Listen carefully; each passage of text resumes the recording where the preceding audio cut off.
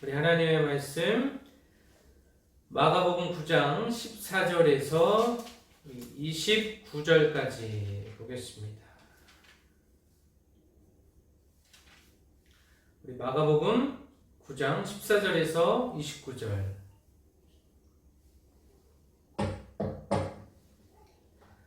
마가복음 9장 14절에서 29절 우리 다 같이 합독하겠습니다. 이에 그들이 제자들에게 와서 보니 큰 무리가 그들을 둘러싸고 서기관들이 그들과 더불어 변론하고 있더라. 온 무리가 곧 예수를 보고 매우 놀라며 달려와 문안하거늘 예수께서 물으시되 너희가 무엇을 그들과 변론하느냐? 우리 중에 하나가 대답하되 선생님 말 못하게 귀신 들린 내 아들을 선생님께 데려왔나이다. 귀신이 어디서든지 그를 잡으며 거꾸러져 거품을 흘리며 이를 갈며 그리고 파리해지는지라. 내가 선생님의 제자들에게 내쫓아 달라 하였으나 그들이 능히 하지 못하더이다. 대답하여 이르시되 믿음이 없는 세대여 내가 얼마나 너희와 함께 있으며 얼마나 너희에게 참으리요. 그를 내게로 데려오라 하시매 이에 데리고 오니 귀신이 예수를 보고 곧 그 아이로 심히 경련을 일으키게 하는지라. 그가 땅에 엎드러져 구르며 거품을 흘리더라. 예수께서 그 아버지에게 물으시되 언제부터 이렇게 되었느냐 하시니 이르되 어릴 때부터이니이다. 귀신이 그를 죽이려고 불과 물에 자주 던졌나이다. 그러나 무엇을 하실 수 있거든 우리를 불쌍히 여기사 도와주옵소서. 예수께서 이르시되 할 수 있거든이 무슨 말이냐? 믿는 자에게는 능히 하지 못할 일이 없느니라 하시니 곧 그 아이의 아버지가 소리를 질러 이르되 내가 믿나이다. 나의 믿음 없는 것을 도와주소서 하더라. 예수께서 무리가 달려와 모이는 것을 보시고 그 더러운 귀신을 꾸짖어 이르시되 말 못하고 못 듣는 귀신아 내가 내게 명하노니 그 아이에게서 나오고 다시 들어가지 말라 하시매 귀신이 소리 지르며 아이로 심히 경련을 일으키게 하고 나가니 그 아이가 죽은 것 같이 되어 많은 사람이 말하기를 죽었다 하나 예수께서 그 손을 잡아 일으키시니 이에 일어서니라. 집에 들어가심에 제자들이 조용히 묻자오되 우리는 어찌하여 능히 귀신을 쫓아내지 못하였나이까? 이르시되 기도 외에는 다른 것으로는 이런 종류가 나갈 수 없느니라 하시니라. 아멘. 기도합니다.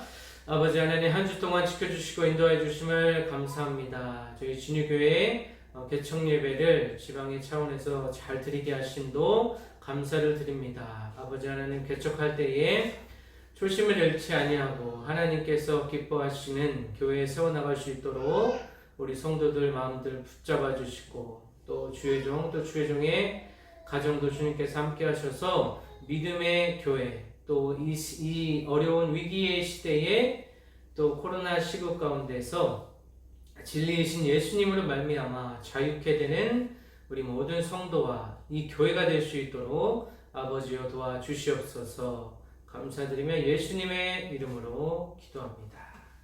아멘. 네, 오늘도 주의 말씀을 같이 나누겠습니다. 오늘도 계속해서 마가복음의 말씀으로 하나님의 그 진리의 말씀으로 여러분들의 영혼의 갈급함이 채워지고 또 하늘의 양식, 또 영적인 양식을 섭취함으로 또 한 주간도 능히 승리하시며 살아가시기를 바랍니다. 우리가 지난주에는 변화산 사건에 대해서 같이 살펴보았습니다. 예수님께서 변화산에 오르셔서 이 제자들과 함께 3명의 제자들을 따로 불러서 같이 오르시게 됩니다. 그곳에서 예수님께서 하나님의 영광, 그 옷이 빨래하는 자가 그렇게 희귀할 수 없을 만큼 하얗게 되고 그 얼굴에 광채로 말미암아서 그들이 놀라게 됩니다. 그리고 예수님께서 인자가 죽은 가운데서 살아나실 것이다. 이 죽음과 부활에 대해서 다시 한번 주님께서 말씀해 주시고 계십니다. 그 이후에 이제 예수님께서 제자들과 산 아래로 내려가시게 되는 상황입니다. 그래서 14절에 이에 그들이 제자들에게 와서 보니 큰 무리가 그들을 둘러싸고 서기관들이 그들과 더불어 변론하고 있더라. 그래서 예수님과 세 명의 제자가 내려왔을 때 그 나머지 제자들 그리고 큰 무리가 있었고 또 서기관들, 이 서기관들이라고 하면 예수님을 대적하는 자로 보면 됩니다. 그래서 외부인으로 보면 됩니다.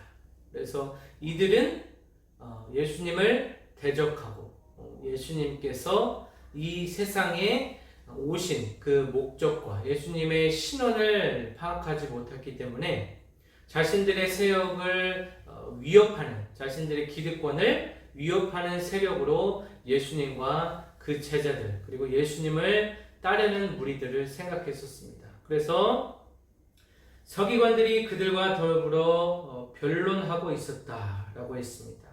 여기서의 이 변론의 내용을 우리가 같이 살펴봅니다. 15절에 보면 온 무리가 곧 예수를 보고 매우 놀라며 달려와 문안하거늘 예수께서 물으시되 너희가 무엇을 그들과 변론하느냐. 예수님께서 변화산 사건 이후에 내려오셔서 큰 무리와 또 서기관들이 변론하고 있는 그런 모습 가운데 예수님께서 물어보고 계십니다. 17절 보면 무리 중에 하나가 대답하되 선생님 말 못하게 귀신 들린 내 아들을 선생님께 데려왔나이다 라고 했습니다. 그래서 예수님께서 우리가 이전에 살펴보았듯이 제자들을 파송할 때에 귀신을 쫓아내고 하나님의 권세를 그들에게 위임하셨습니다. 그래서 전도하는 그 사역 가운데 예수님께서 명하신 그 사역을 수행하는 가운데 그들이 귀신을 쫓아내고 하나님의 나라에 대해서 강력하게 선포하는 그런 모습을 우리가 보게 됩니다. 하지만 오늘 본문에서는 예수님의 제자 앞에 이 귀신 들린 이 아들, 한 사람의 아들이 왔는데 예수님의 제자들이 그 아들을 쫓아내지 못하는 그런 상황이었습니다. 그래서 18절에 보면 귀신이 어디서든지 그를 잡으면 거꾸러져 거품을 흘리며 이를 가며 그리고 팔이 해지는지라 내가 선생님의 제자들에게 내쫓아 달라 하였으나 그들이 능히 하지 못하더이다. 그래서 귀신 들린 그 아이를 치유해 주지 못하고 죽게 하지 못하고 제자들은 몹시 당황하는 그 상황 가운데서 서기관들과 변론을 하고 있는 그런 가운데 예수님께서 등장하고 계십니다. 서기관들은 예수님의 제자라면 당연히 그 귀신을 쫓아내야 하지 않겠느냐 이러한 입장이었고 또 제자들은 이러한 서기관들의 입장에서 굉장히 자신들의 무능함과 또 여러 가지 당혹함을 감추지 못하고 그렇게 변론하는 가운데 있었습니다. 그래서 예수님께서 이들을 향해서 말씀하시기를 믿음이 없는 세대다라고 얘기했습니다. 믿음이 없다라는 것입니다. 귀신을 쫓아내지 못하는 그 가정 가운데 하나님의 능력이 모자라는 것이 아니라 그들의 믿음, 제자들의 믿음, 또 그 주변에 있던 수많은 그 무리 그리고 서기관들을 향하여 그 모두를 향하여 예수님께서 믿음이 없는 세대다, 패역한 세대다 말씀하고 계십니다. 그러면서 내가 얼마나 너희와 함께 있으며 얼마나 너희에게 참으리요 그를 내게로 데려오라 하시니 예수님께서는 우리를 참아주시는 분이죠. 제자들의 그 숱한 그 실수와 오해와 예수님을 이해하지 못하고 그분을 신뢰하지 못하는 그 수많은 사건들 가운데서도 예수님께서는 참아주신다는 것입니다. 우리의 인생 가운데서도 우리가 죄를 짓고 하나님의 뜻을 거스르는 그러한 삶 가운데서도 예수님은 끝까지 우리를 참아주신다는 것입니다. 이 참아주신다는 것이 곧 하나님의 성품이고 이것이 우리가 이 땅을 살아갈 때에 우리가 다른 사람에게 어떻게 대해야 될 것인가 그러한 인내와 또 자비와 긍휼의 마음으로 다른 사람을 대해야 되는 그런 태도라고도 볼 수 있겠습니다. 20절에 이에 데리고 오니 귀신이 예수를 보고 그 아이로 심히 경련을 일으키게 하는지라 그가 땅에 엎드러져 부르며 거품을 흘리더라 라고 말하고 있습니다. 예수님께서 그 아이 속에 들어가 있는 귀신을 보게 됩니다. 그래서 그 귀신이 예수님을 알아보고 그 아이로 하여금 굉장한 이 발작을 일으키게 합니다. 소위 간질이라고 하죠. 그래서 그가 땅에 엎드러져서 부르며 거품을 흘리더라 라는 격렬한 반응을 보이고 있습니다. 이 귀신이라는 것도, 귀신이라는 존재도 영적인 존재이기 때문에 어찌 보면 보통 사람들보다 예수님을 더 잘 알아보게 되어 있습니다. 그래서 예수님은 이제 그 아이에게 붙은 귀신에 대해서 아버지에게 묻게 됩니다. 그래서 21절 그 아버지에게 물으시되 언제부터 이렇게 되었냐 하시네 이르되 어릴 때부터이다. 어릴 때부터 이 귀신이 이 아이를 괴롭혔다는 것입니다. 그래서 이 본문에는 자세하게 나와 있지 않지만 어렸을 때부터 이 귀신을 떼어내기 위해서 수많은 의사 또는 무당이라든지 다른 술사들에게 이 아이를 많이 데려갔을 것입니다. 하지만 이 아버지는 그 어느 곳에서도 만족하지 못하고 또 치유를 얻지 못하고 수많은 그 재정과 시간을 이 아이에게 쏟았던 것입니다. 자신의 아이가 아프면 이렇게 부모는 어떤 수단 방법을 가리지 않고 그것을 치유하려는 것이 부모의 인지상정일 것입니다. 또 계속해서 그 아버지가 설명하고 있는데 귀신이 그를 죽이려고 불과 물에 자주 던졌나이다. 그러나 무엇을 하실 수 있거든 우리를 불쌍히 여기사 도와주옵소서. 이 아버지는 이 아들이 그 수많은 고통 가운데에서도 치유받지 못하고 있었기 때문에 이제 예수님을 완전히 믿지는 못해서 무엇을 하실 수 있거든, 할 수 있다면, 가능하다면 고쳐주세요. 이렇게 이 예수님 앞에 말하고 있는 것입니다. 이 아버지의 믿음이 아직 완전히 예수님을 신뢰하지는 못하는 그러한 상황입니다.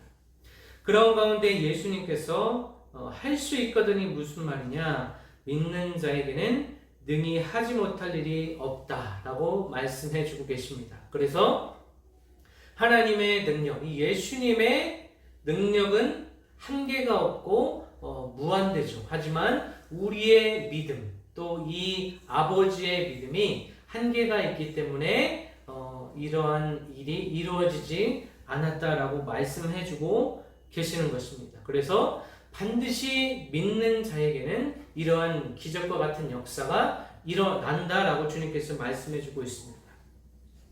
그래서 24절에 곧 그 아이의 아버지가 소리를 질러 이르되 아주 간절하게 주님께 외치며 그들의 그 아버지가 믿음 없는 것, 나의 믿음 없는 것을 도와주소서. 이것이 바로 우리가 예수님을 향해서 나아가는 올바른 태도라고 볼 수가 있습니다. 우리는 아직 연약하고 부족하고 나약하지만 이 아버지의 간절한 외침, 아버지가 소리를 질러 이르시되 자신의 어떤 자존심이나 체면이나 모든 자신의 생각을 내려놓고 오직 주님만을 향하여서 간절하게 외치는 이 아버지의 외침과 같이 우리가 주님께 나아갔을 때에 하나님께서 이 모든 문제를 해결해 주실 것이라는 것입니다. 그래서 이제 25절에 예수께서 무리가 달려와 모이는 것을 보시고 그 더러운 귀신을 꾸짖어 이르시되 말 못하고 못 듣는 귀신아 내가 내게 명하노니 그 아이에게서 나오고 다시 들어가지 말라 하시매 예수님께서 강력하게 주님의 이름으로 주님의 권세로 선포할 때에 26절 귀신이 소리 지르며 아이로 심히 경련을 일으키게 하고 나가니 그 아이가 죽은 것 같이 되어 많은 사람이 말하기를 죽었다 하나 예수께서 그 손을 잡아 일으키시니 이에 일어나니라 라고 말씀하고 있습니다.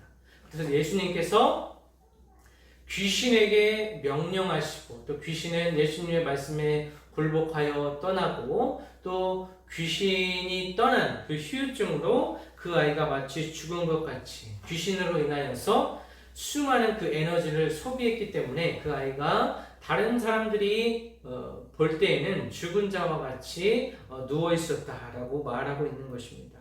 그래서 예수님께서 한 소녀를 일으키신 것 같이 달리다금 하면서 일으키신 것 같이 그 아이를 잡아 일으키시니 이에 일어서니라 라고 말하고 있습니다.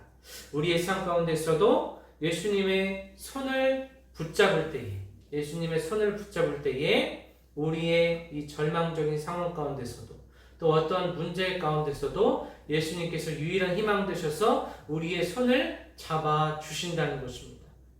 어찌 보면 예수님께서 우리에게 항상 손을 내밀고 있을지도 모르겠습니다. 예수님께서 잡은 그 손을 잡느냐 마느냐는 곧 우리의 선택입니다. 이 선택으로 인하여서 결국에는 우리의 구원도 결정되는 것이고 우리의 삶의 방향도 결정되는 것입니다. 이러한 상황이 다 맞춰진 후에 28절 29절에 보면은 제자들이 의아해하며 자신들이 왜 귀신을 쫓아내지 못했는가에 대해서 말하고 있습니다. 우리는 어찌하여 능히 그 귀신을 쫓아내지 못하였나이까? 라고 말하니까 예수님께서 기도 외에는 다른 것으로 이런 종류가 나갈 수 없다 라고 얘기하고 있습니다. 기도에 대해서 얘기하고 있습니다. 예수님께서는 항상 기도하시는 분이셨죠. 그리고 큰 사역을 앞두고 하나님 아버지와 은밀하게 또 단독적으로 하나님과의 이 친밀한 관계 속에서 하나님과의 교제의 수단으로 기도하셨습니다. 그래서 하나님께서 주시는 이 능력으로 이 모든 일을 하나님의 뜻을 순종할 수 있었습니다. 하지만 제자들은 기도하지 않고 그들의 믿음이 연약하고 믿음이 없는 상태였기 때문에 이 귀한 사역을, 이 귀신을 축출하는 축사 사역을 등이 감당하지 못하는 그러한 오늘의 사건을 우리가 보게 됩니다.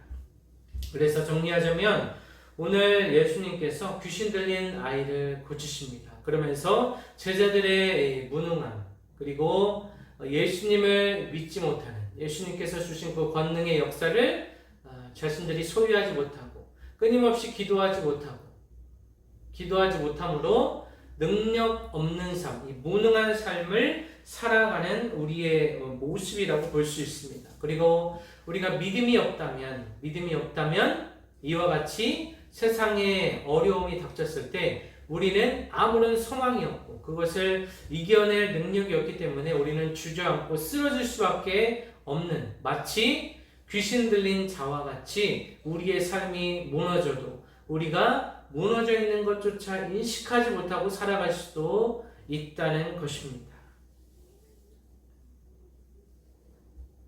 우리가 예수님을 믿은 이후로는 우리 삶에 수많은 어려움이 닥쳐옵니다. 또 영적인 이러한 괴롭힘, 또 영적인 위기가 우리 앞에 놓여 있을 수 있습니다. 왜냐하면 예수님을 떠나게 만들려고 하는 이 사단의 세력, 이 귀신들의 역사가 있다라는 것입니다. 또 우리가 귀신에 대해서 잘 생각해 보아야 할 터인데 극단적으로 우리가 겪는 모든 어려운 상황 가운데 귀신의 역사가 있다라고 생각하는 것은 이것이 위험한 생각입니다. 모든 상황에 귀신이 역사하지는 않습니다. 심지어 감기가 걸린다든지 우리의 어떤 신체가 부러진다든지 어떠한 사고를 당한다든지 이런 모든 사건 속에 귀신이 역사하는 것이 아닙니다. 귀신의 역사가 있을 수도 있고 우리의 그냥 단순한 실수로 이루어질 수 있다는 것입니다. 그래서 모든 사건 속에 귀신의 역사가 그 안에 들어있다고 말하는 것은 굉장히 위험한 발상이라는 것입니다. 또 한 극단의 모습은 무엇이냐면 귀신의 이 존재를 인정하지 않는 것입니다. 이 성경은 귀신이 분명히 있다고 얘기합니다. 그래서 오늘날에는 교회에서 죄의 문제라든지 귀신의 역사라든지 이런 것을 언급하는 것을 굉장히 꺼려하고 있습니다. 하지만 분명한 것은 성경에서 이 귀신이 분명히 실제한다는 것입니다.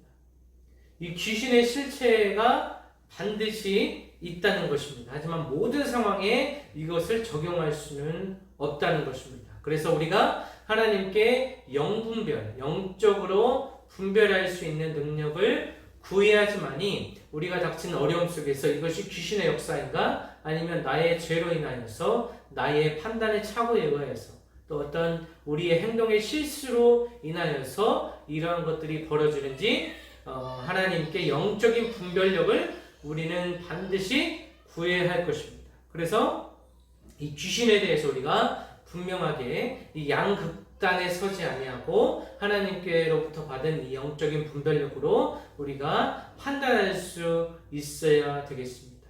그리고 우리가 예수님의 능력에 대해서 우리가 의심하는 경우가 있습니다. 나의 문제가 해결되지 않는다고 해서 예수님의 능력이 감소하거나 예수님의 능력이 제한되는 것이 아니라 결국에는 나의 믿음이 중요한 것입니다.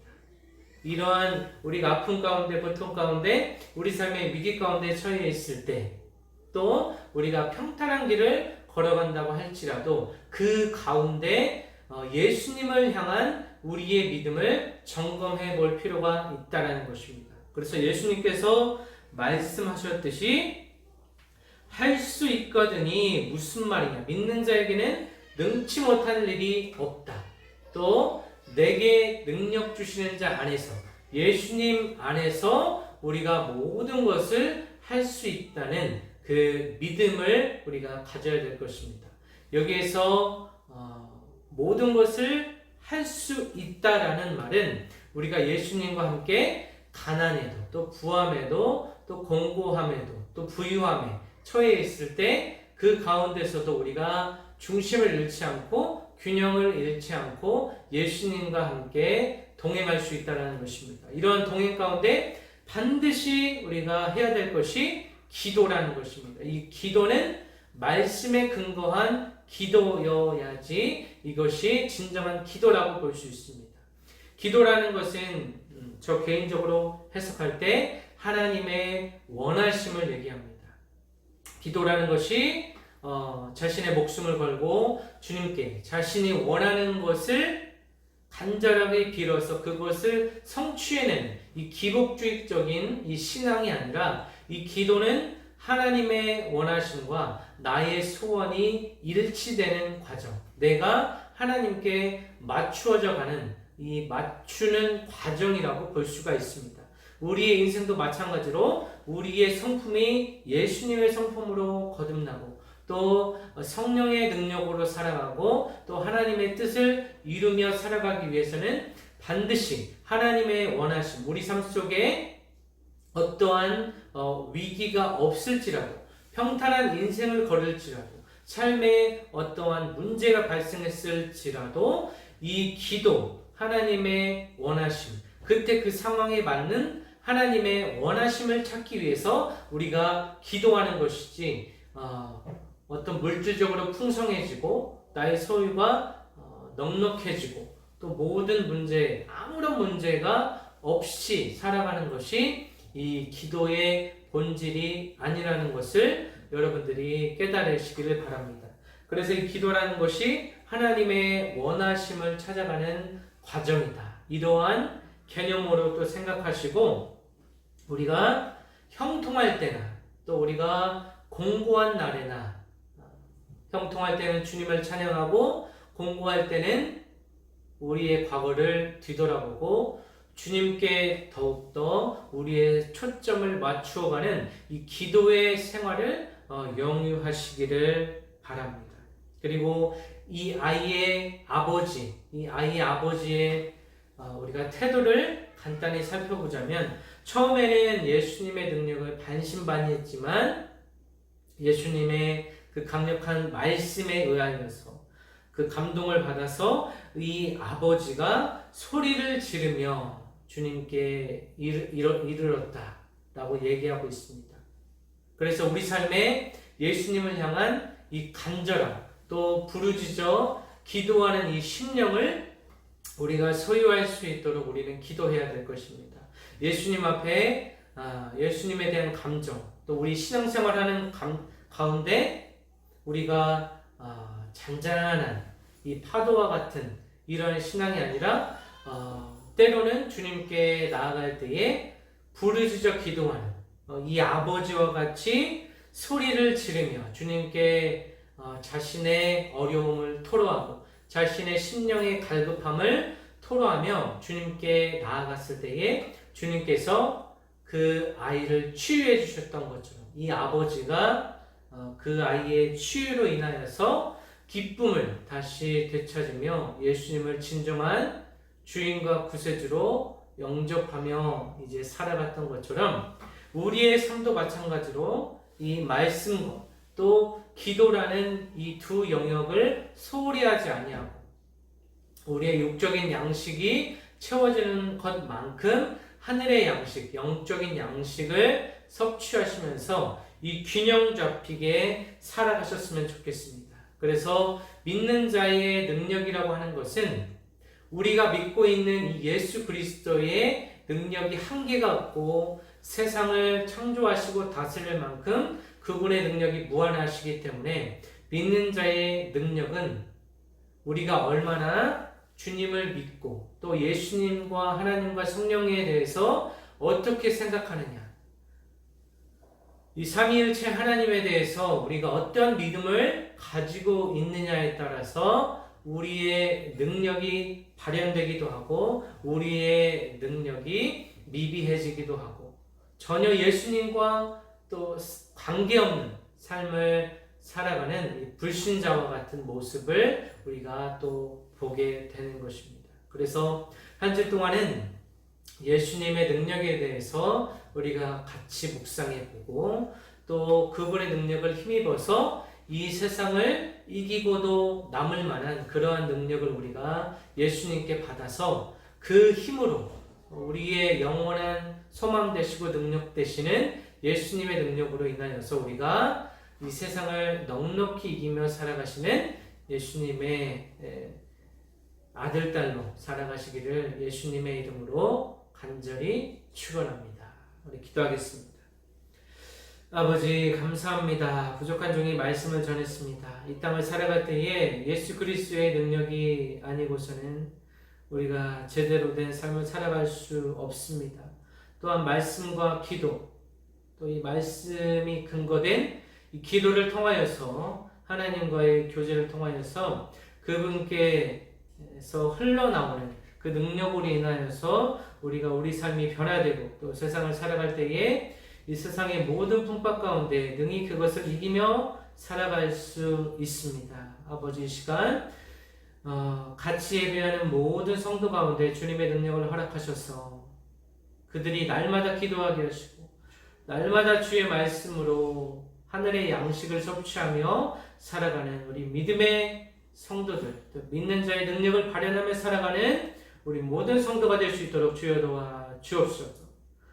아버지 바라옵기는 이 코로나 시대 가운데 좌절하지 아니하고 절망하지 아니하고 날마다 하늘의 양식을 섭취하며 주님께서 주시는 능력을 받아 누리는 우리 모든 성도가 될 수 있도록 도와주시옵소서. 감사드리며 예수님의 이름으로 기도합니다. 아멘.